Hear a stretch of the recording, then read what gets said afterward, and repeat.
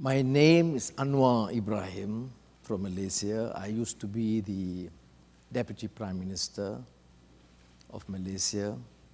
I'm now opposition leader, waiting for the final Supreme Court, Federal Court decision whether to affirm a conviction of 5 years or enhance the imprisonment sentence in a matter of days or weeks, or to be acquitted of the charges. It's great to be back here at Georgetown University. And my wife, Aziza, used to tell me the best years are spent here at the university. This discourse about education, excellence without a soul, must resonate quite well here because the issue of faith, values, ethics, social justice is strongly entrenched and embedded at Georgetown University. I'll share for a moment my journey, not as elaborate as Ithaca. Aziza would paraphrase that Robert Frost, less traveled to seldom traveled, or travel only by crazy people. So, these were 70s. I was a student leader, social activist. In the northern provinces, reports of grinding poverty, of even starvation. So we led mass demonstrations. And the response was mass arrests. And although demonstrations only took about 2 weeks, I was then detained under the notorious Internal Security Act, like the sedition laws introduced by the then colonial English rule, but still applied. Mass arrests becomes then mass detentions. So it was 2 years. Internal Security Act means no trial, no due process, just one mighty pen, and that's it. 2 years, 10 years, purely a discretion of the Minister of Home Affairs. Then, after 2 years, I was released. I continued my work with Muslim youth, Malaysian youth,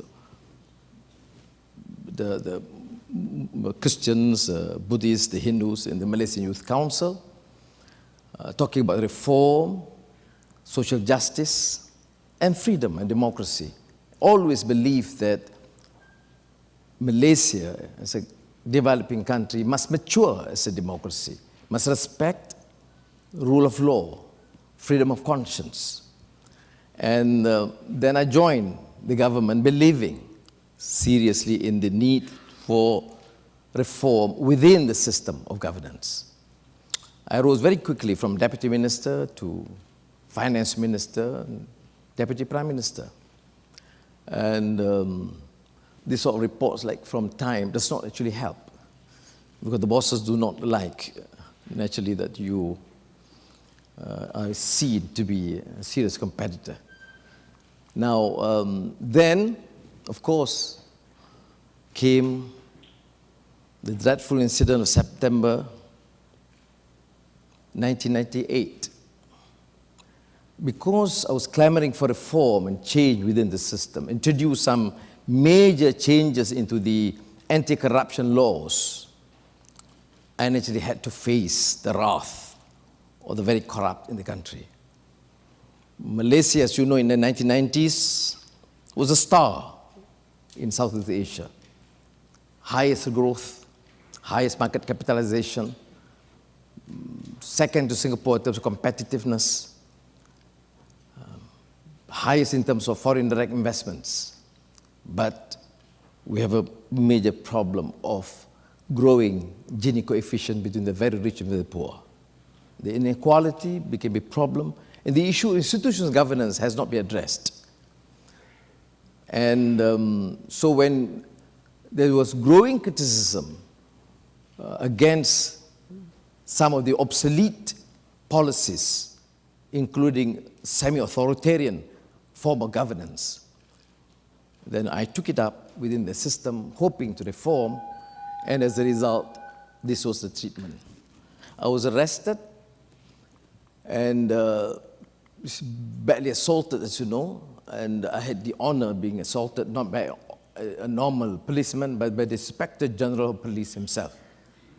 You see, so that what I've learned in my experience is when you are in power, make sure you don't appoint too tough a police chief. Now, this was the result. A huge gathering. The beautiful lady there is my wife. And in Malaysia, and the police reaction, as expected, anticipated, police brutality, mass arrest. This was actually the close-up of the picture after 5 days of being assaulted to near death, lethal, by the then Inspector General of Police. And the response by the then Prime Minister was, well, Anwar is a showman, is self-inflicted. But thanks to the support of the international media, civil society organizations, Amnesty International, Human Rights Watch, and many other similar organizations, civil society, and also international support from friends. Mary Robinson, who met my daughter and gave her time and support and encouragement. John Howard of Australia, Habibie of Indonesia, Estrada of the Philippines, and of course, my great friend Al Gore, who was very clear and pronounced in the remarks in defense of freedom and support for the Reformasi, for the need for reform. So 6 years of solitary confinement. After the first 2 years, it becomes 8. Now, this was my home for 6 years. Not that bad, actually. I still have a bed.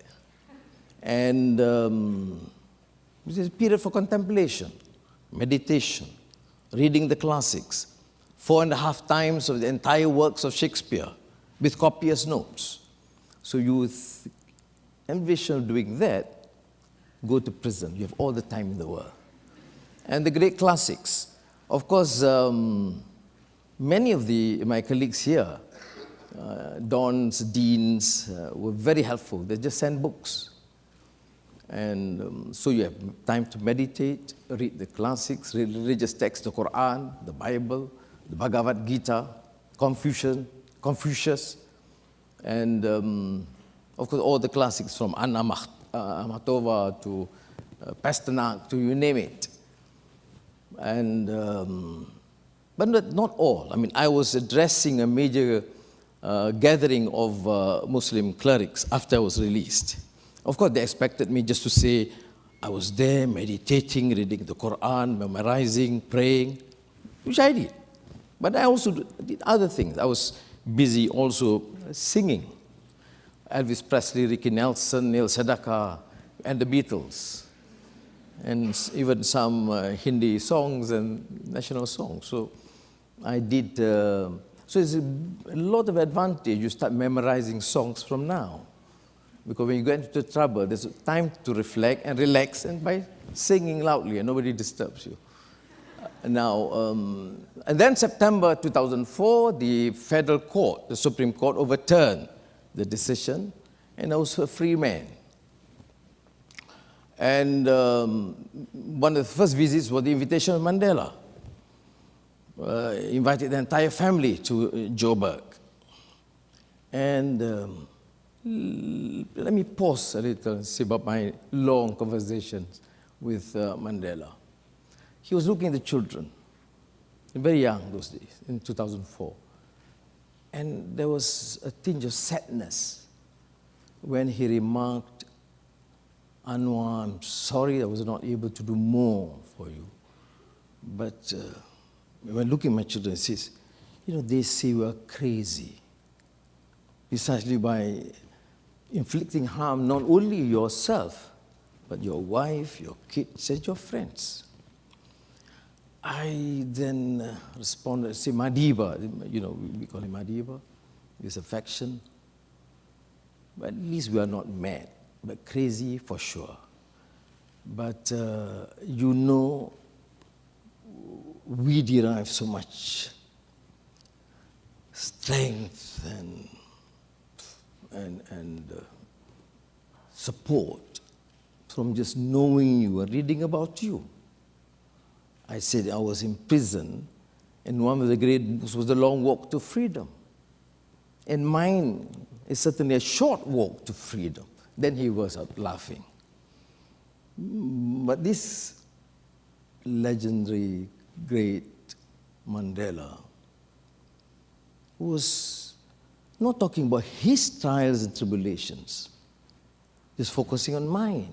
And I get a bit embarrassed because it was nothing compared to what he had to endure, because we believe in the cause. But I would, again, refer to Georgetown, because after I was released, other than a short stint at Oxford at Johns Hopkins, President De Geer, Professors Esposito and John Wall invited me to join the teaching staff here. And as I said, and reiterate, it's a great institution because I share a lot of, in terms of my understanding of the concept of education, the philosophy, the ideals, in terms of excellence and honor and dignity, ethics and morality, which is here strongly embedded in this great institution.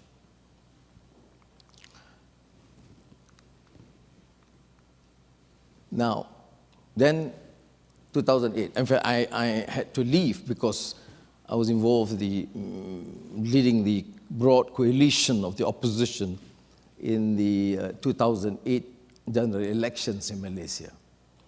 Now, when you talk about elections, it is not just elections as you know. No, we don't have a free media. I don't have 1 minute of airtime on television, but still we got a substantial number of support at that time. Now, because the support, the international media covers it to hell and back, not knowing that soon afterwards it's back to hell. You see?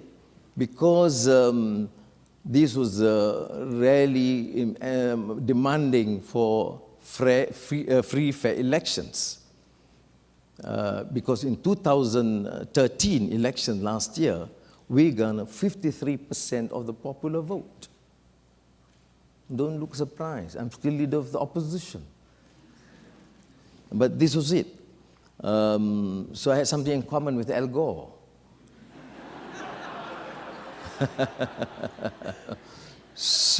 But this explains the role of the youth. They demanded that I appear in black, and I hate it. Then there was this huge campaign in the Facebook, Anwar, come in black. 2 days notice. And this was rarely supported by the youth, condemning the fraud in the elections because of the fact that we got 53% of the support and still not able to govern. Now, I alluded to earlier about the High Court acquittal, then Court of Appeal, convicted me 5 years imprisonment for what we call a sodomy 2. It's a sequence. And this is sodomy with clear clinical findings of no penetration. It can only happen to a superman like me. Now, so now I've been given a choice. Many friends here, including former Vice President Al Gore, asking me, Anwar, why do you need to return? Knowing the system of governance and rule of law in Malaysia. I told him, I owe it to the Malaysians. How do I explain to my young friends, children, to continue the struggle for reform, for justice, for Malays, Chinese, Indians, the indigenous people of Sabah and Sarawak, if I opt for an easier route and leaving them to continue with the struggle? So I have to return. And am blessed with a great family. Aziza and the children were not only supportive, but fully committed to the ideas of the struggle. And more important, I owe it to the Malaysians. Malays, Chinese, ethnic Indians, Iwans and the Kadazans, who believe in the cause of that struggle for freedom, for democracy, for the rule of law, for freedom of conscience. And if it requires a small effort and sacrifice, it has to be done. And I'm grateful for the support, not only for Malaysians, but also from other parts of the world, including graduates from this university. You know, one of the most active in the support, and their support for the social network, Facebook, Twitter, are graduates from Georgetown. So I must use this occasion also to thank them for all the support. We will have, I remain optimistic. I mean, the case will be decided no matter days or weeks. If the federal court, for example, decide the date, then I have to return immediately. Today, tomorrow, I don't know. But I'm optimistic. But if the worst case scenario, I have to return, not to the country, but to the prison, then please lend me some good classics so they can spend time reading. But I think the cause for democracy, for freedom, for justice is not a theoretical construct. It's what Tocqueville has referred to as habits of the heart. It's an issue of conviction, an issue of courage of conviction, of tenacity of purpose. So it is faith and values. It is ethics. It is a principle that you cannot compromise with. You are born to be free. No dictator, no authoritarian leader can rob that freedom from you. Thank you.